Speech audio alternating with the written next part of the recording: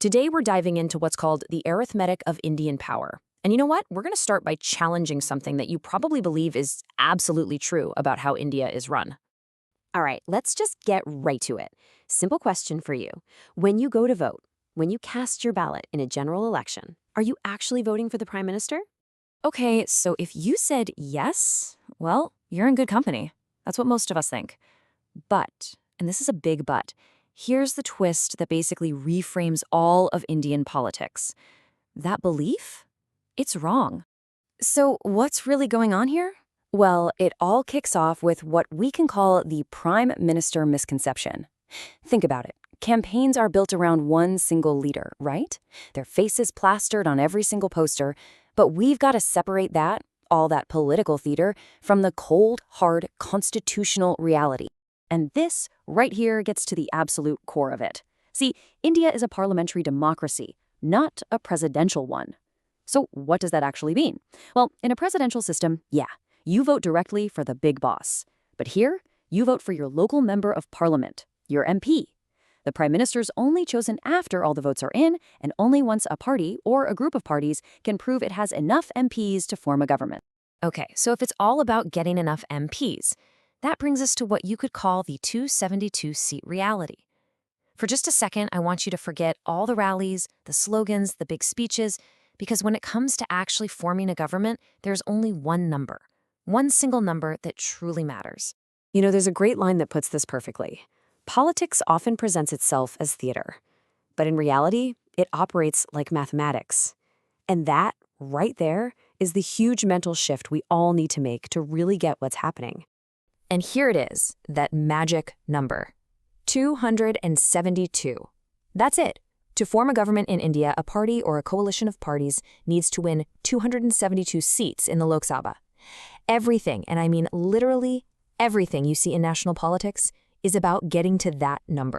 Now, this laser focus on hitting 272 creates this really fascinating dynamic. It's the difference between a leader being popular versus being acceptable. And this, my friends, is the real reason why the person with the biggest crowds, the loudest cheers, doesn't always end up in the prime minister's chair. So think of it this way. Popularity is all about emotion. It's about firing up your supporters, getting them out to vote. It's loud, it's visible, it's the rock concert of politics. But acceptability? That's structural. It's about being the kind of leader that other, smaller parties can actually see themselves working with. It's the quiet backroom negotiation, not the rally. One generates votes, sure. But the other?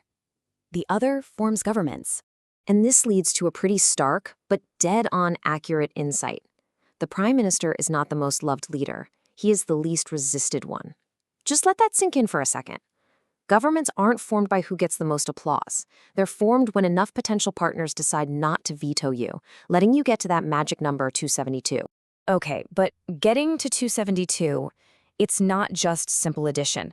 There are these deeper currents, these invisible forces, shaping everything. We can boil them down to 3 deciding forces that ultimately determine who gets that top job. So what are they? Well, first up, you've got parliamentary arithmetic. That's the hard floor, the non-negotiable 272-seat reality. You just can't get past it. Second, there's the national psychology. What's the mood of the country? Are people angry, looking for a fighter, or are they exhausted, looking for a healer? And third, you have the historical phase. What era is the country actually in? Does it need someone to fix things, to consolidate power, or to expand its influence? And what's absolutely crucial to understand is that these forces don't work alone. They all interact. The best way to think about it is like a funnel. At the top, you have arithmetic. It's the gatekeeper. If you don't have the numbers, you're out. Simple. Then, the candidates who pass that test are filtered by national psychology. Is this the kind of leader the public is looking for right now? And finally, history provides the last filter. Does this leader's style actually fit the needs of this specific moment? Because, a leader who is absolutely perfect for one era could be completely wrong for the next. So, okay, why does all of this matter? What's the big takeaway? Well, it's because understanding this stuff, it changes everything. It gives you a whole new set of tools to see politics for what it really is, not just a performance, but a system. Once you have this lens, you start seeing politics completely differently. You finally understand why that obvious frontrunner suddenly falls short. You'll realize that all those messy post-election negotiations aren't a sign that the system is broken. They are the system working. It helps you tune out all the noise and the drama of a campaign and instead focus on the real mechanics of power.